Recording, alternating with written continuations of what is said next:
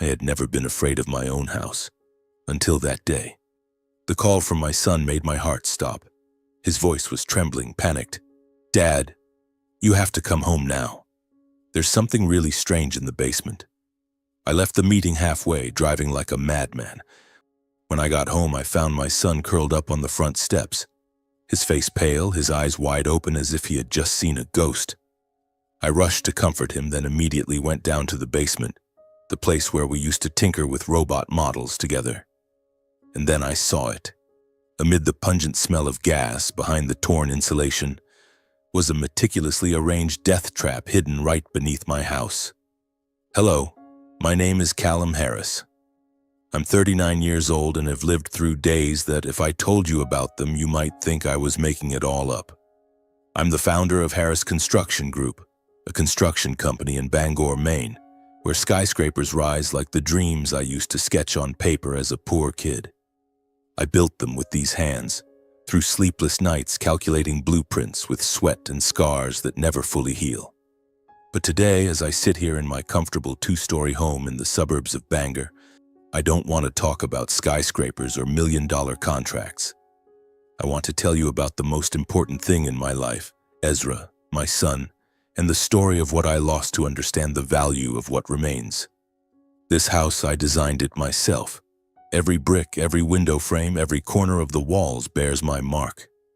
It's not just a shelter. It's a promise I made to Ezra, a safe, warm place where he could grow up without enduring the sudden slaps or hungry nights I once went through. The house sits in the suburbs, about 15 minutes drive from downtown Bangor. From the second-floor balcony, I can see the city lights twinkling at night like stars that have fallen to earth. But what warms my heart the most is looking down at the living room, seeing Ezra sitting there engrossed in his pile of electronic components, his small hands assembling and disassembling screws and circuits, his eyes lighting up like a young scientist exploring the universe. Ezra is only 13, but he's so smart that sometimes I wonder if I'm the father of a genius. He loves taking things apart, from an old alarm clock to the coffee grinder in the kitchen, and putting them back together, sometimes making them work better than before. "Dad, this just needs a new chip and it'll be fine," Ezra once said, holding a screwdriver, grinning from ear to ear. That smile makes me forget all the exhaustion from a long day of meetings, signing contracts, or arguing with subcontractors. Ezra is my lifeline, the reason I get up every morning, and also the reason I had to change myself. 3 years ago, I divorced Melissa, my ex-wife.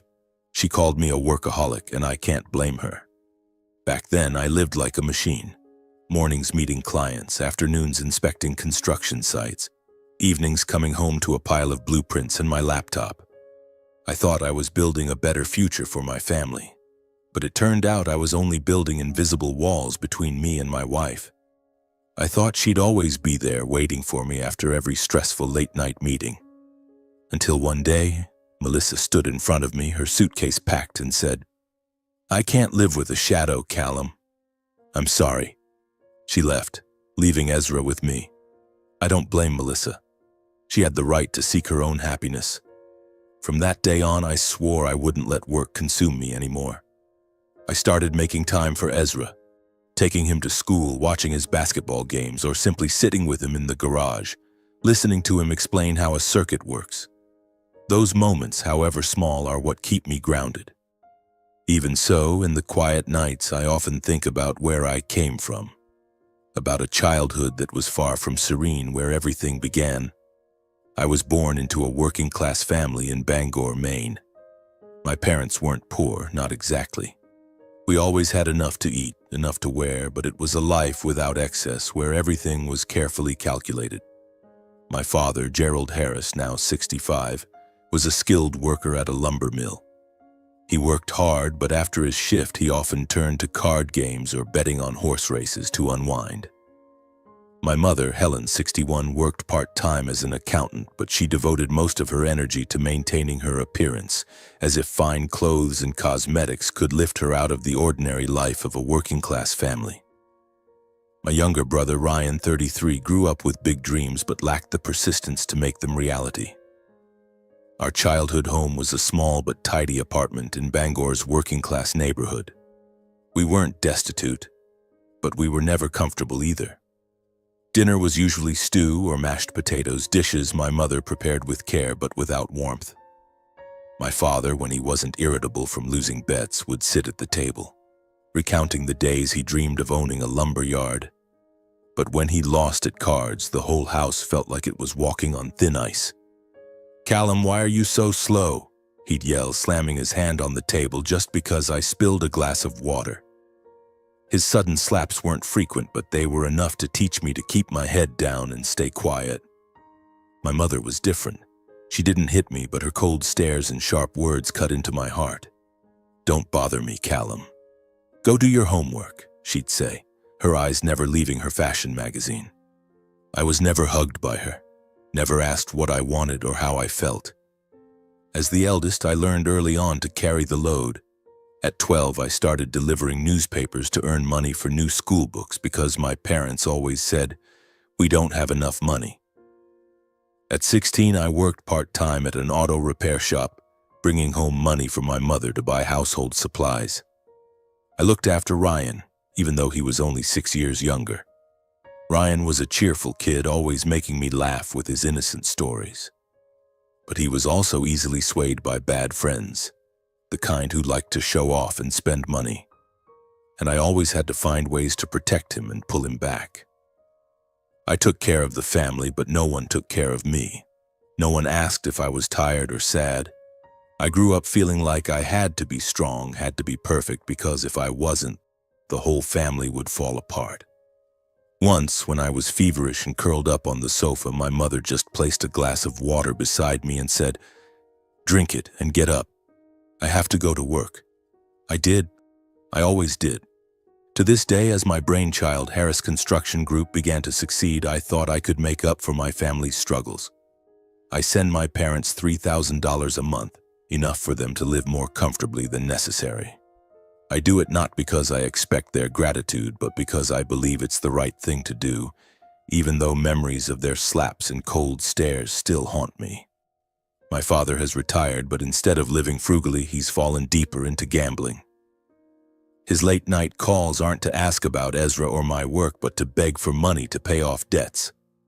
"Just this once, Callum," he says, his voice raspy over the phone. "You don't want your dad to lose face with his friends, do you?" I pay his debts because I don't want Ezra to see his grandfather threatened by loan sharks. My mother uses the money to feed what she calls her new status. She buys designer handbags, expensive clothes, cosmetics she'll never use up. "My son's a boss. I have to look the part," she says, stroking her new dress while I nod, hiding a sigh. Every time I send money, she calls, her voice sweet but calculated. "Callum, I need a bit more for a massage chair. My health's been bad lately." I send more even though I know the massage chair might be an expensive pair of shoes. Ryan, my brother, is a more complicated story. A few years ago, he opened a small car dealership with a loan from me. I hoped it would be his chance to stand on his own. But Ryan handles money like a child, spending recklessly and blaming the market when his business loses money. "You don't get it, Callum," he says, holding an overpriced coffee while his dealership gathers dust. "Just one more loan, and I'll turn things around." I help him not because I believe in his plans, but because I don't want to see my brother fail.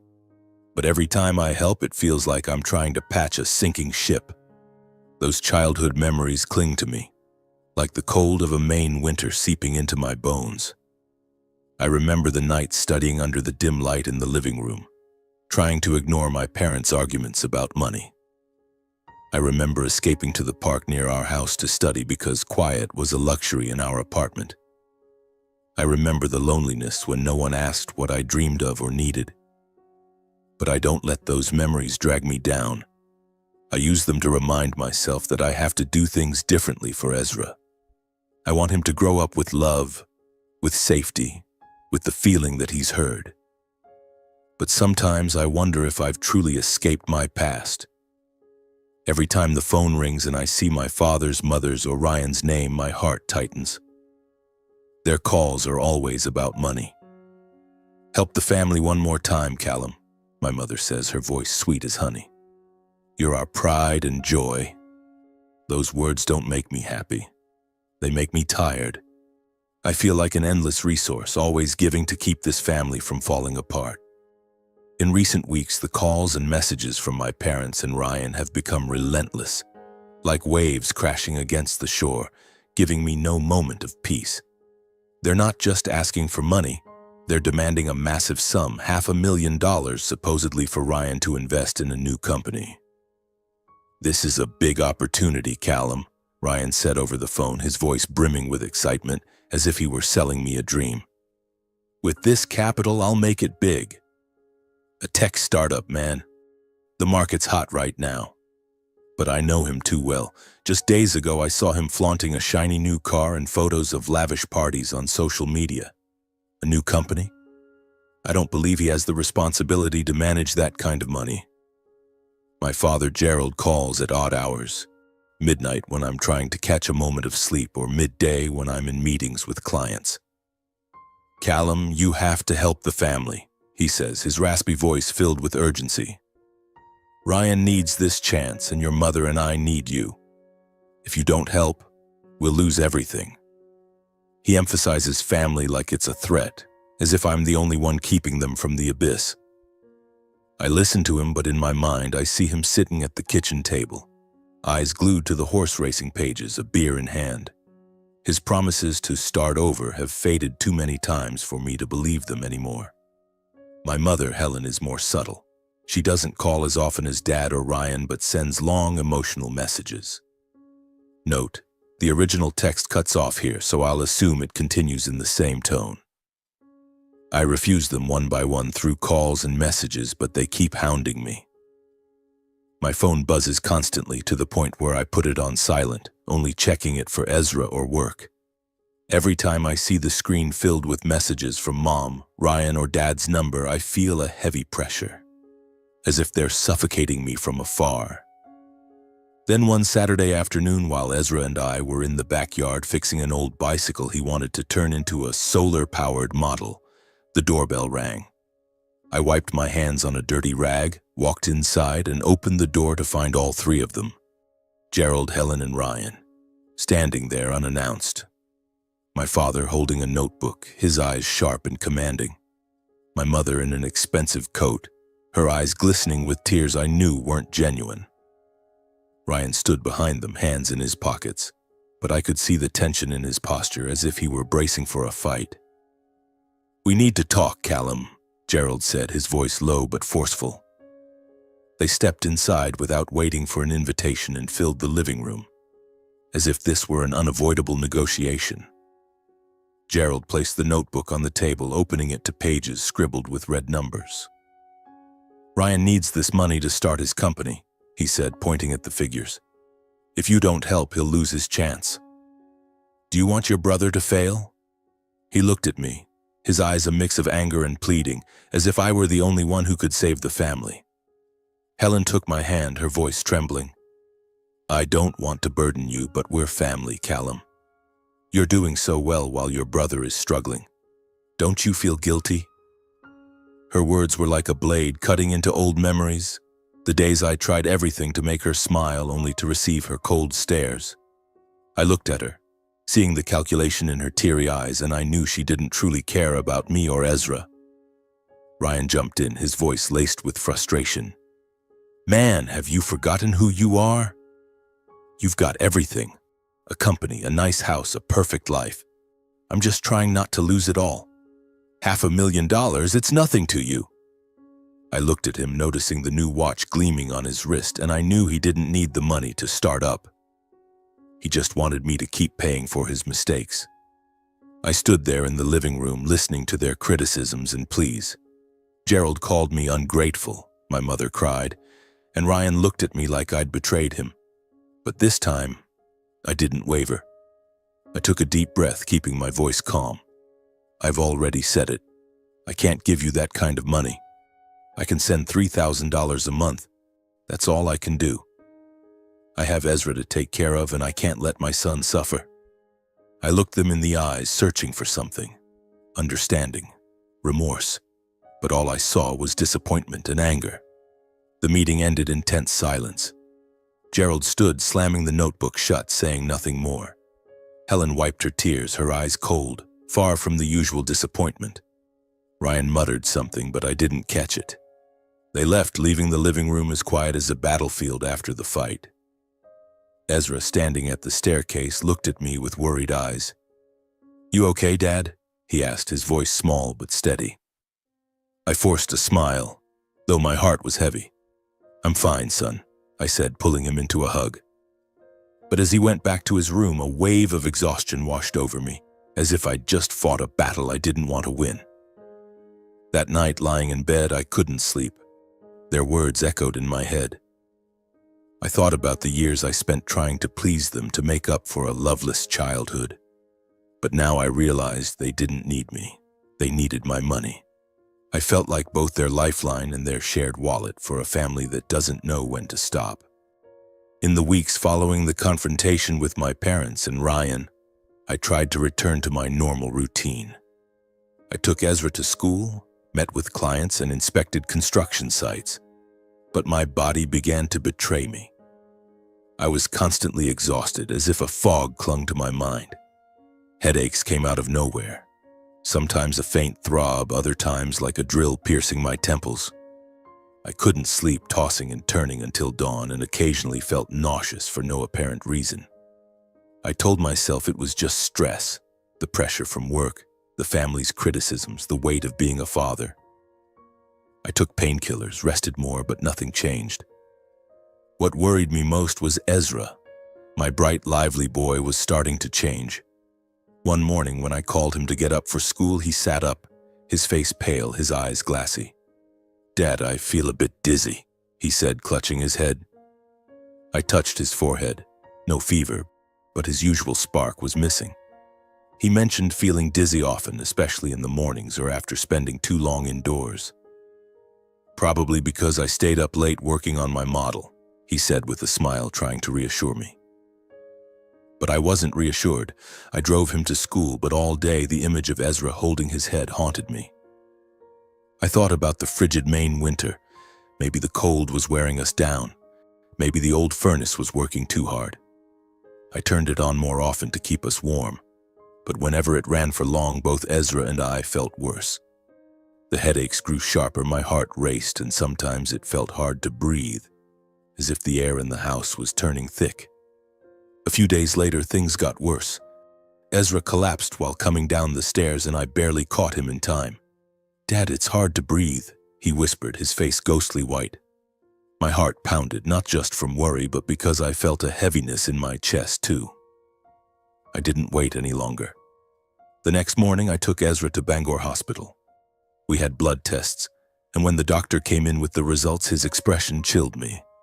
"Mr. Harris, both you and your son have dangerous levels of carbon monoxide poisoning," the doctor said, his voice low but firm.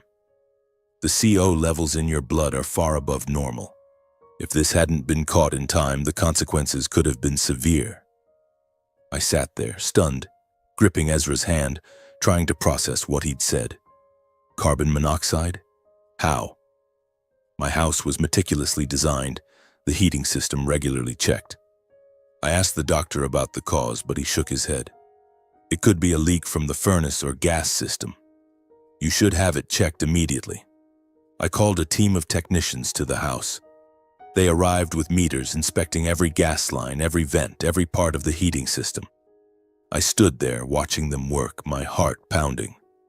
After more than 2 hours, the lead technician looked at me and shook his head. "Everything checks out, Mr. Harris. The pipes are at normal pressure, the vents are working fine. It's possible your old furnace is venting slightly. I recommend replacing it for safety." I nodded, thanked them, but inside I was unsettled. If everything was normal, why had Ezra and I nearly died? I tried to stay calm for Ezra. I didn't want him to worry. But every night lying in bed, I couldn't sleep. I heard the furnace humming faintly downstairs, and every small noise made me jump. I started checking the house more thoroughly. Windows, doors, anywhere a leak could come from. But I found nothing. only a growing sense of unease, as if this house, the place I once considered safe, was silently turning against us. Then one afternoon, while I was in a project management meeting at the office, my phone buzzed. It was Ezra. "Dad, come home now." His voice was panicked, trembling through the speaker. "There's something really weird in the basement." My heart stopped. I left the meeting without explanation, rushed to my car, and drove home as fast as I could. The streets of Bangor blurred before my eyes, Ezra's voice echoing in my head. When I burst through the door, Ezra was standing at the basement entrance, his face pale, his hands shaking. "Dad, come down," he said, his voice small but resolute. I followed him down the stairs, the dim basement light casting shadows on the concrete walls. Ezra pointed to a corner near the furnace where an insulation panel was misaligned. "I found this," he said, pulling the panel aside. Beneath it was a thin metal pipe, no thicker than a finger, running parallel to the main heating duct. One end was connected to the intake chamber of the central heating fan, the other to a small electrical box with a blinking red timer. The device was hidden behind insulation and technical wiring, blending seamlessly with the heating system. I knelt down, examining it closely. The timer was set to open a valve for a specific period each night, exactly when we were asleep. My heart froze. All the headaches, dizziness, shortness of breath. It wasn't stress, it wasn't the old furnace. This was a trap, a sophisticated silent death trap designed to go unnoticed. Carbon monoxide, the invisible killer, had been fed into our rooms little by little every night. I looked at Ezra, seeing him tremble, his eyes wide with fear. "Dad, what is this?" he asked, his voice breaking. I didn't answer right away. I placed a hand on his shoulder, squeezing gently, keeping my voice calm. "It's okay, son. I'll figure it out." But in my mind, a single question cut like a knife. Who tampered with our basement? I stood, pulling Ezra upstairs, and locked the basement door. I didn't want him near that thing for another second. In the dim light of the living room, a chill ran down my spine. Someone had entered my home, installed this device, and knew exactly what it would do. They wanted Ezra and me dead, not loudly, not with blood, but a quiet death, as if we'd simply fallen asleep and never woken up. I hugged Ezra tighter, feeling his heart beat through his shirt. I swore to myself that whoever was behind this, I would find them. I led Ezra to the sofa, the golden glow from the fireplace still flickering on the walls, but now it no longer felt warm. It was a reminder of the invisible poison that had nearly taken our lives. Ezra looked at me, his eyes still wide but no longer trembling as they had been in the basement. He was stronger than I'd ever realized, stronger than I was at his age. I sat beside him, trying to keep my voice steady despite my pounding heart. "How did you find it?" I asked gently, as if inquiring about a new robot model. Ezra took a deep breath, his voice soft but clear. "I went to the basement to grab a screwdriver to fix the robot model I was working on. Then I heard a faint tick-tock sound coming from behind the insulation near the furnace." He paused, his gaze drifting toward the basement stairs. "I got curious, so I pulled the insulation panel aside. I saw the blinking red light. I didn't know what it was, but it didn't look like something that belonged in our house." I nodded, suppressing the chill spreading through my chest. "Anything else, Ezra?" I asked, sensing he hadn't told me everything. He looked down at his hands, his fingers gripping the edge of his shirt. "Last week, Grandpa came over while you were at work," he said, his voice dropping. "He told me to go to my room and study, but I saw him stay in the basement for a long time. When I asked what he was doing, he brushed it off, saying it was adult stuff, and told me not to worry." I froze. The word grandpa from Ezra's lips hit me like a knife to the heart. Gerald, my father. I thought back to his recent unannounced visits, always when I wasn't home. "Just checking out the new place," he'd say, his tone friendly but his eyes distant. "Let me check the wiring and plumbing for you, you're so busy," he'd once laughed, patting my shoulder like a model father. I hadn't suspected anything. I thought he was trying to be closer, or at least that's what I wanted to believe. But now the pieces of memory started fitting together, forming a horrifying picture. I stood up, pacing the living room, trying to make sense of it all. After I refused the $500,000, my parents became distant. Their calls dwindled, but when they did call, there was something different in their voices. Not just disappointment, but a cold detachment, as if they'd given up on persuading me. Ryan, my brother, had suddenly called to apologize after our tense confrontation in the living room. "The family was just heated that day, man," he'd said, his voice so sweet it felt off. I thought he was trying to make amends, but now I realized it wasn't sincerity. Then there were my mother's messages. A week after the meeting, Helen texted repeatedly, asking about my health and Ezra's.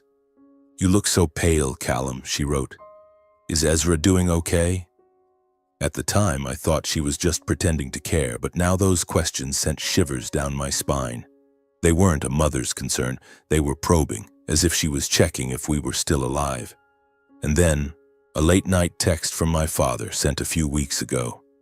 "Don't work yourself to death, Callum. You can't take money with you." I'd thought it was advice, even if it didn't sound like him. But now, in hindsight, it felt like a farewell, as if he knew I wouldn't be around much longer. I sank back onto the sofa, feeling the world crumble around me. The pieces formed a complete, terrifying picture, worse than any nightmare I'd ever had. My parents, my brother, the people I'd tried to love and protect were trying to kill me and Ezra. Not with a knife or a gun, but with a sophisticated, silent trap designed to look like an accident. Carbon monoxide, the invisible killer, would have let us die in our sleep, and they would have taken everything I'd built, my company, my assets, Ezra's future. I looked at Ezra, seeing fear in his eyes, but beneath it, absolute trust. He didn't say anything, just sat there, waiting for me to speak. I knew he was scared, but he believed I'd protect him. And I would, no matter the cost. But I also knew we couldn't go to the police yet. We needed evidence, irrefutable proof to ensure whoever was behind this would pay. "Ezra," I said, my voice low but firm, "we're going to find the truth. But we have to be smart. Understand?" He nodded, his eyes brightening slightly as if my resolve was giving him strength. We started planning our counterattack right there in the living room, under the dim golden light. First, we decided to leave the basement scene untouched. No dismantling the device, no touching anything. If someone came back to check or remove the trap, we needed to catch them. I called an old friend, Mike, an electrician I trusted. "Mike, I need you to check something at my house," I said, keeping my voice calm. "But don't tell anyone." Mike agreed to come the next morning. Meanwhile, Ezra and I quietly installed hidden cameras, one in the basement facing the furnace and one at the back door where someone could sneak in. I checked every corner of the house, ensuring no other strange devices were hiding. I also began recording every call and saving every message from my parents and Ryan. If they reached out, I wanted evidence of what they said and how they said it. I didn't know where this plan would lead, but one thing was certain. I wouldn't let them hurt Ezra. Never. When Mike arrived the next morning, he inspected the device in the basement. After an hour, he looked at me, his face pale. "Callum, this wasn't an accident," he whispered. "This pipe was designed to pump CO directly into the heating system. The timer ensures it only activates at night when everyone's asleep. If you hadn't found it, you and Ezra..." He didn't finish, but I understood. The device was lethal, installed by someone who knew exactly what they were doing. I stood there listening to Mike, feeling the pain of betrayal give way to cold resolve. I was no longer the boy afraid of my father's slaps, nor the older brother trying to save his sibling from mistakes. I was a father, and I'd do anything to protect my son.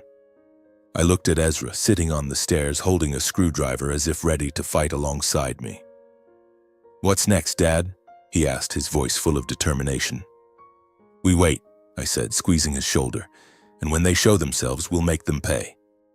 We began executing our plan that very evening in the living room, which no longer felt like a warm sanctuary but a silent battlefield.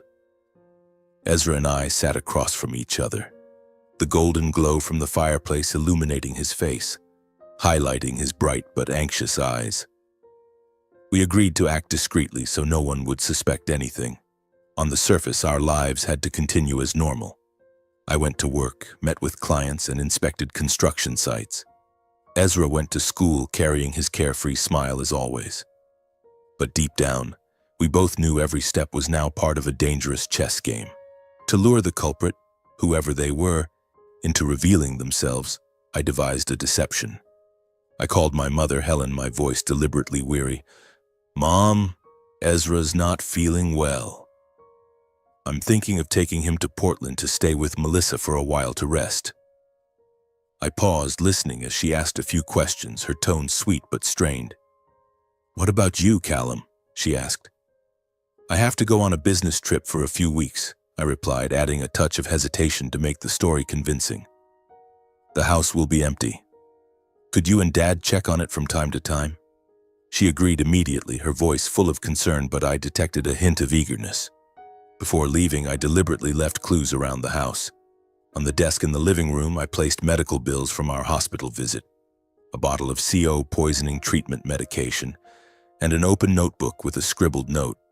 "Need to check the heating system. Possible leak." I left the basement door lock slightly loose, as if I hadn't had time to fix anything. Everything was meticulously arranged, like a trap waiting for its prey. Ezra and I left the house the next morning, but we didn't go to Portland. We stayed at Tom's, a close friend from college who lived in the suburbs of Bangor. Tom didn't ask many questions, just patted my shoulder and said, "Stay as long as you need, Callum." His house was small but cozy, with a spare room just right for Ezra and me. Each evening, we sat in front of my phone screen, monitoring the hidden cameras in the basement and back door. I taught Ezra how to review the footage and save everything. He learned quickly, his small hands navigating the screen with a focus I'd never seen before. "Dad, if they show up, I'll know right away," he said, his voice brimming with determination. I smiled, but inside I prayed I was wrong, that this was all a misunderstanding. 2 days later, on a cold evening, my phone screen lit up. The back door camera detected motion. Ezra and I held our breath, eyes glued to the footage. Under the dim glow of the backyard light, 2 figures appeared, sneaking in through the door. I recognized them instantly, Gerald and Ryan. My father, with his heavy gait, carried a tool bag. Ryan followed, wearing gloves, his eyes darting like a thief's. They entered the house, unaware that every move was being recorded. The basement camera activated. The image on my phone flickered, then stabilized. In the frame, 2 figures descended the stairs. Gerald knelt near the furnace, his voice low and urgent. "We need to remove the valve before he finds it," Ryan replied, his voice trembling but anxious. "If the police see this, we're done. Hurry up." They worked quickly, dismantling the small electrical box and the metal pipe, carefully placing them in a black nylon bag. I watched them, my own flesh and blood, acting like criminals in the house I'd built. My heart felt crushed, not by pain, but by the stark clarity of the truth now illuminated as brightly as the basement light. The entire process was captured clearly, from the moment they entered through the back door, descended to the basement, and left with the black nylon bag. Their faces, voices, every action, all in my hands. I saved the video, reviewing every second to ensure no detail was missed. Ezra sat beside me, his eyes alight, not with fear, but with the realization that we were regaining control. "Dad, they don't know we saw everything, do they?" he asked. I nodded, squeezing his shoulder. "They think they're smarter than us, but they're wrong." The next morning, I called my father, my voice calm as if nothing had happened. "Dad, I'm back in Bangor," I said, sitting in Tom's living room, weak sunlight filtering through the window. "I've thought it over, and I want to help you and Mom one last time. Can you both come to the house this weekend?" Gerald hesitated, his voice slightly shaky, but he quickly agreed. "All right, Callum. We'll come. You finally come around." I heard the relief in his voice, as if he thought I'd surrendered. But I hadn't. I was setting a trap. In the meantime, I contacted Sarah, a trusted lawyer friend from college. I sent her all the evidence. The camera footage, Mike's technical report confirming the lethal device, and the recorded calls and messages from my parents and Ryan. Sarah, I need you to submit this to the police, I said over the phone, my voice low but firm. But do it discreetly.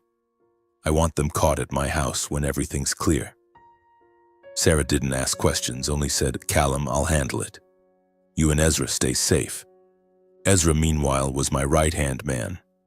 He pulled out the small notebook he'd been keeping for weeks, notes on when his grandfather visited, the tick-tock sound he'd heard, the blinking red light, our hospital visit. He marked the dates of each event, cross-referencing them with the video and messages. Everything lined up perfectly, like the final pieces of a horrifying puzzle. Dad, look at this, he said, pointing to the notebook, his voice filled with excitement. The day Grandpa came was when I started feeling dizzy. And Grandma's message asking if I was okay came right after. I looked at him, filled with pride. Ezra wasn't just my son. He was my teammate, a small but fierce warrior.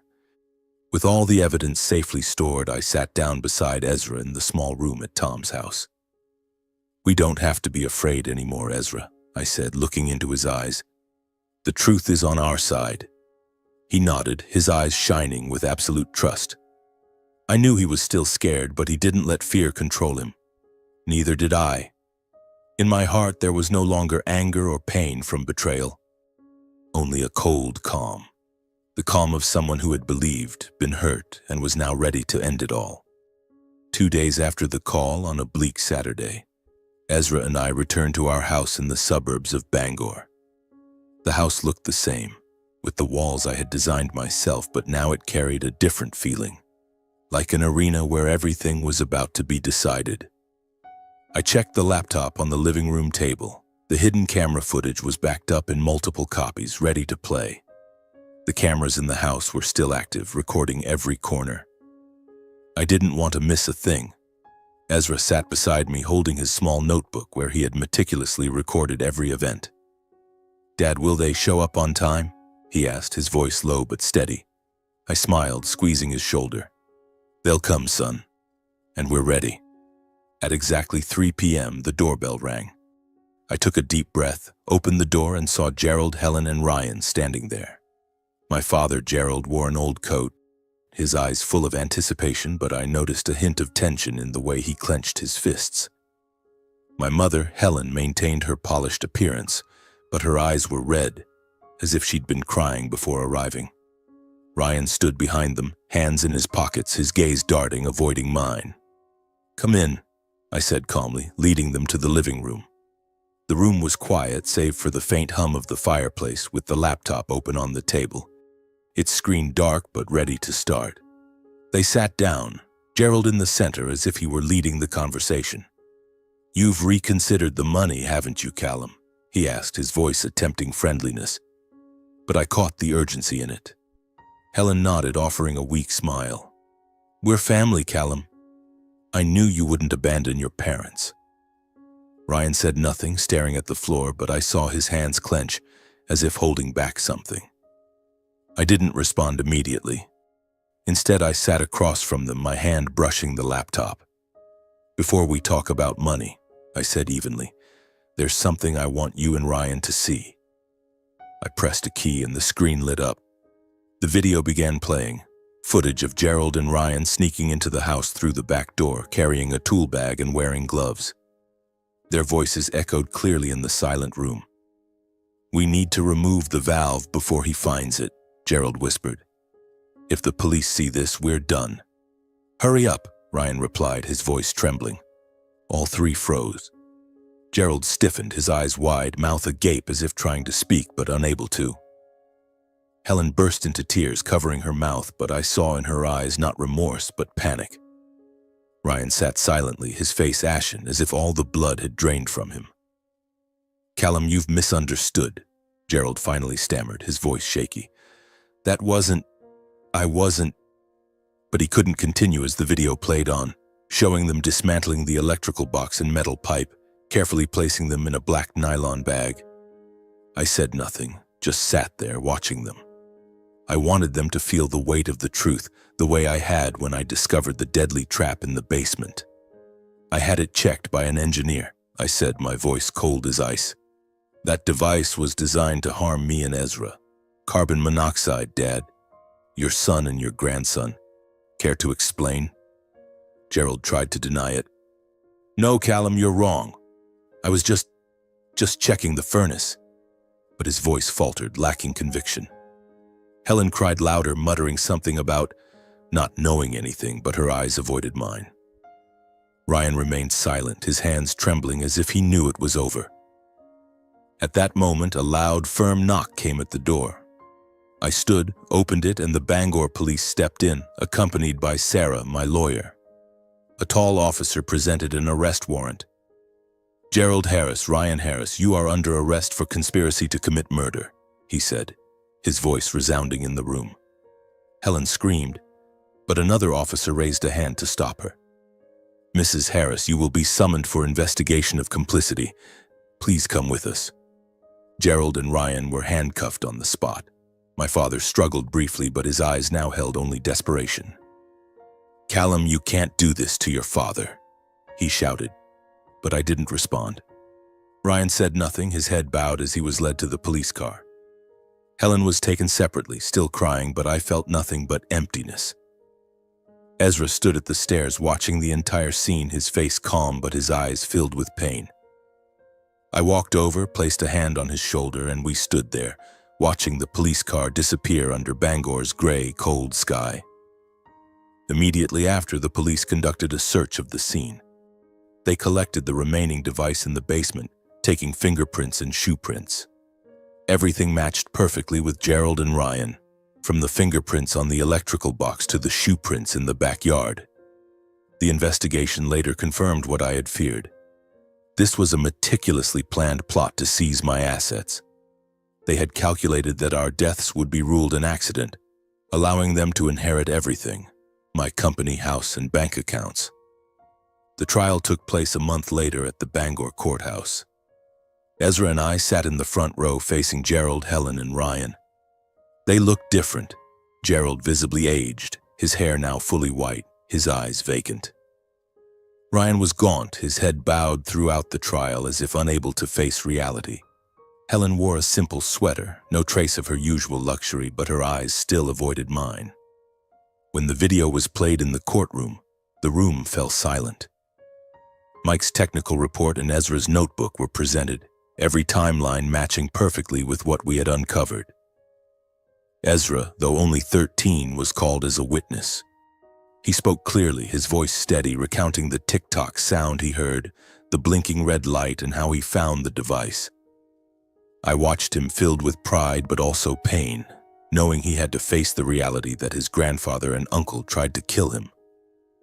With irrefutable evidence, the trial concluded swiftly.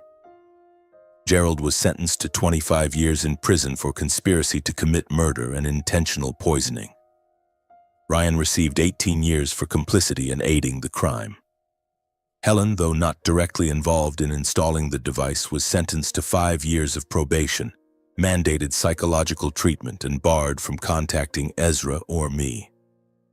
Upon hearing the verdict, Gerald bowed his head, Helen sobbed, and Ryan stared out the window as if trying to escape reality. I refused any compensation.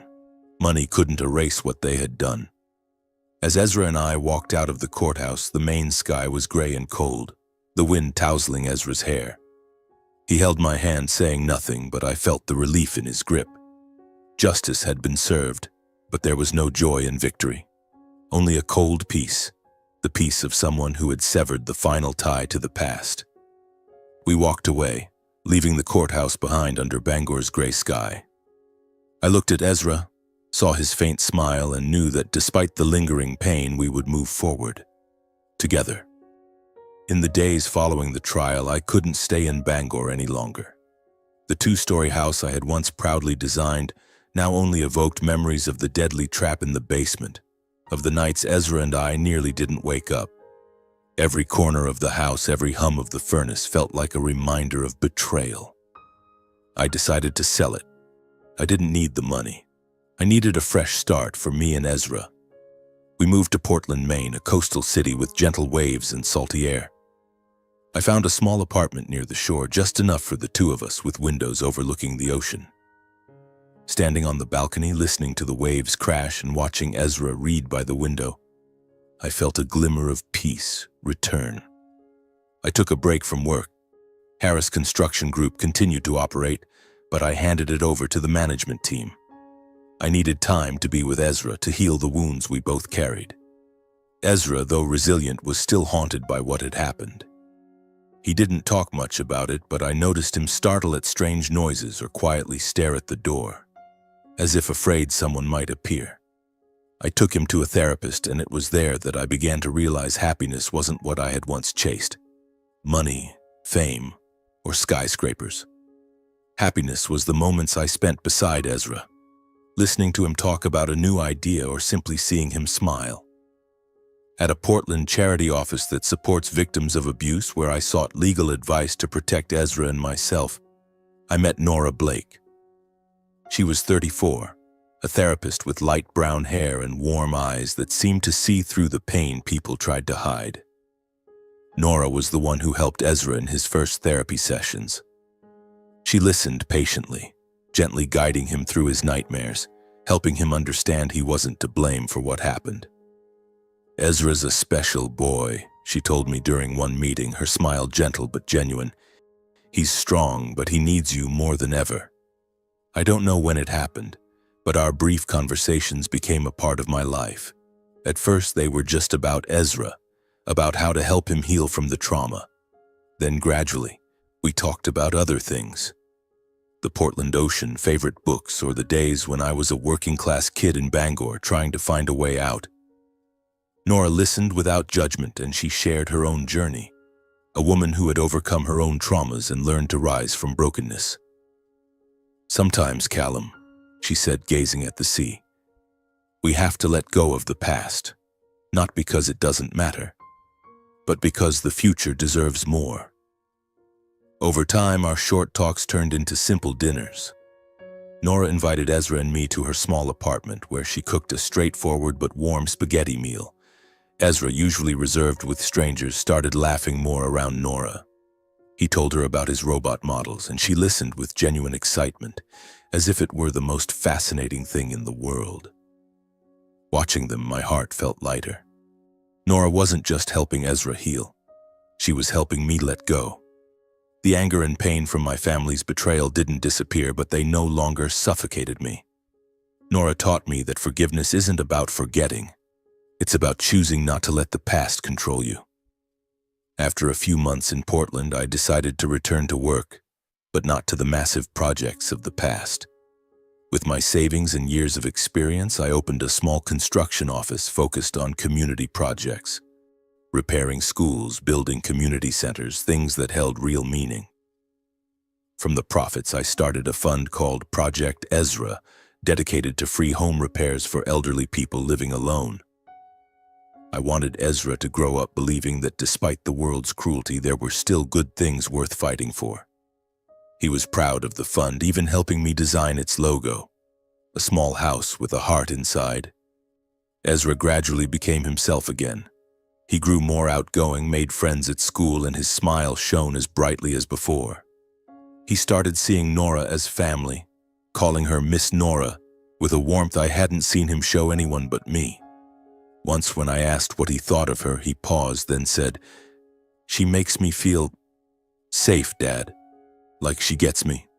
I nodded, saying nothing, but in my heart I knew Nora had become an essential part of our lives. One afternoon, as the sunset painted Portland's shore golden, Ezra, Nora, and I walked along the beach. Ezra ran ahead, laughing with the waves, holding a small model boat he and Nora had built together. I walked beside Nora, feeling the salty sea breeze. "He's so much happier now," she said, watching Ezra with a gentle smile. "What about you, Callum?" I stopped, looking out at the ocean where the sunlight sparkled like jewels. "I'm learning to be happy again," I said, my voice low. "And I think I'm getting there thanks to you and Ezra." Nora smiled, saying nothing, but she gently took my hand. It was a simple gesture, but it warmed my heart. I looked at Ezra, who turned back and waved at us, his smile radiant as the sun set. In that moment, I knew that after all the turmoil, we had found a true family. Not one defined by blood, but by love, honesty, and trust. Life in Portland flowed gently, like waves lapping at the shore. Our small apartment, with its windows overlooking the sea, became a place where Ezra and I rediscovered peace. Ezra grew increasingly cheerful, bringing home stories from school and new ideas for his robot models. Nora became an indispensable part of our lives, like sunlight piercing through cold winter days. But even as happiness slowly returned, I knew the past lingered, like a shadow waiting for a chance to resurface. One early autumn morning, as I was brewing coffee in the kitchen, Ezra walked in holding an envelope. "Dad, this came in the mail today," he said, placing it on the table. I looked at the envelope, recognizing my mother Helen Harris's shaky handwriting and the printed Maine Correctional Facility in the corner. My heart skipped a beat. I hadn't heard from her since the trial, and I wasn't sure I was ready to face whatever she had to say. But I opened the letter, under Ezra's curious gaze. The letter was written on thin white paper, the handwriting careful but trembling, as if my mother had struggled with every line. She wrote that she had reflected deeply during her months in prison about her greed, her pride that blinded her, and how she and my father had lost the only son who ever truly loved them. "I don't expect your forgiveness, Callum," she wrote. "I just want you to know I'm sorry. Your father, Gerald, is getting weaker. He has a heart condition and the doctors say he doesn't have much time. He wants to see you and Ezra just once to leave this world without carrying that guilt." I finished reading and set the letter on the table, feeling as if a stone weighed on my chest. I looked at Ezra, who had read it too, his eyes thoughtful. "What do you think, Ezra?" I asked, my voice low.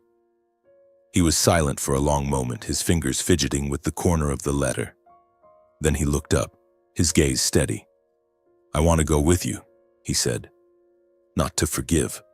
I just want to see for myself, to understand why they did it." I nodded, saying nothing more. A few days later, Ezra and I drove to the Maine Correctional Facility, a 2-hour drive from Portland. The air there was cold and still, as if time were trapped within the gray walls. We passed through the glass doors, went through security checks, and finally sat in a small room facing a cold steel table. My father, Gerald, and mother, Helen, were led in. They were more aged and frail than ever. Gerald, once a tall, imposing man, was now gaunt, his hair stark white, his hands trembling as he sat. Helen wore a simple prison uniform, her eyes red, but still trying to maintain a trace of her polished demeanor, a habit she could never shake. When they saw me and Ezra, Helen burst into tears. "Callum, Ezra," she whispered, her hand reaching out but stopping at the glass barrier. Gerald bowed his head, unable to meet our eyes. I sat there, holding Ezra's hand, feeling the tension in his grip. "I read your letter," I said evenly. "I understand. But I want to hear from Dad." Gerald looked up, his eyes weary, as if every day in prison had drained his life. "Every day here is a sentence, Callum," he said, his voice hoarse. "But my greatest regret isn't being caught. It's losing you and Ezra. I don't deserve forgiveness." I didn't respond. I looked at the man who was once my father, the nightmare of my childhood, now a frail old man imprisoned by his own greed. Ezra sat silently beside me, but I could feel him watching, taking it all in. "I'm not here to forgive," I said, my voice low but firm. Ezra and I came to close this chapter. Helen cried harder, but Gerald only nodded as if he'd expected my answer. We stood holding hands and left. I didn't look back. The glass door closed behind us, and I heard Helen's sobs echo, but they no longer hurt me. On the drive back to Portland, Ezra leaned his head against the car window, gazing at the fields stretching along the highway. "Dad," he said softly, his voice steady, "I think forgiving doesn't mean forgetting. It's just not wanting to carry that pain anymore." I smiled, nodding. His words, though spoken by a 13-year-old, held a wisdom it had taken me a lifetime to learn. "You're right, Ezra," I replied, gripping the steering wheel. "The cycle of hatred stops here." That afternoon, instead of heading straight home, I drove to the beach near our apartment. The waves lapped gently at the shore, and the fading sunlight painted the sky gold. Ezra and I stepped onto the sand, the sea breeze carrying its salty tang. I took my mother's letter from my pocket, looking at it one last time. Her trembling words were a reminder of the past, a past I no longer wanted to carry. I knelt, letting the letter slip into the water. The wind carried it away, letting it drift into the waves like a ritual to close an old chapter and open a new one. Ezra stood beside me, watching the letter float away. "Dad, I think they'll be okay," he said softly. "Not because they deserve it, but because we've let go." I placed a hand on his shoulder, feeling the maturity in his words. We stood there, watching the sea, saying nothing more. But in my heart, I knew we had found peace. Not through forgiveness, but by choosing to live for the present, for what truly mattered. In the days following our visit to the prison, I spent a lot of time reflecting. My life, from a boy growing up amidst harsh words and cold stares to a man standing in a courtroom facing the betrayal of his own family, has been a long journey filled with pain. But in those scars, I found true strength. It wasn't in money or status, things I once thought would bring happiness. True strength was in holding on to my humanity, staying calm in the face of storms of greed and betrayal. I used to believe success was the skyscrapers I built, the million-dollar contracts I signed. But now I understand that success is seeing Ezra smile, feeling peace sitting beside Nora, and the freedom of knowing I'm no longer held captive by the past. I once thought filial duty meant shouldering everything for my parents and brother, no matter how they treated me. I sent money, paid their debts, and helped them, believing it was my responsibility as a son and brother. But I was wrong. Filial duty doesn't mean enduring abuse or letting them drain my strength and soul. Love has boundaries, and learning to say no was how I protected myself and Ezra. When I refused the $500,000, when I stood up to my parents and Ryan in the living room, I wasn't just protecting my assets. I was defending my self-respect and my son's future. That's the lesson I want Ezra to remember. Love isn't blind sacrifice, it's a balance between heart and reason. Forgiveness, I realized, isn't about erasing what happened. I can't wipe away the image of my parents and Ryan in the basement, dismantling the deadly trap they set.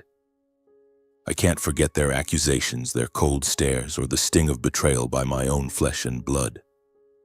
But forgiveness is choosing to let go, refusing to let the past dictate the future. When I released my mother's letter into the sea, watching it drift away with the waves, I didn't forgive because they deserved it. I forgave because Ezra and I deserved to live free of hatred. Justice was delivered by the law, but peace, more precious than any verdict, came only when I had the courage to let go. I began sharing more of these lessons with Ezra. One evening, as we sat on the balcony of our apartment looking out at the Portland Sea, I took his hand and said, "Ezra, blood doesn't mean love. Family isn't just those who gave birth to you. It's the people who stand by you, trust you, and live honestly with you." He nodded, his eyes lighting up. "Like Miss Nora, right, Dad?" he asked with a mischievous smile. I laughed, nodding. "Exactly, son. And like you and me." Ezra leaned his head on my shoulder, and in that moment I knew our true family, however small, was built on humanity and honesty. Happiness, I realized, doesn't lie in grand things. It's not the grand house in Bangor, the reputation of Harris Construction Group, or the towering projects. Happiness is this small apartment where I hear Ezra's laughter in the living room. It's the evenings when Nora brings homemade cookies, sitting with us and sharing stories of her seaside adventures. It's the peace in my soul knowing I've done right by Ezra and myself. Those simple things, it turns out, are everything I've ever sought. My life is proof that sometimes you must walk through darkness to understand the value of light. I've lived through days of fear, sleepless nights plagued by headaches and suspicion, and moments confronting the truth that my family wanted to take my life and my son's. But from that darkness I found light, in Ezra's smile, in Nora's gentleness, in the homes I build for others through Project Ezra. I learned that happiness isn't something you can buy or build with money.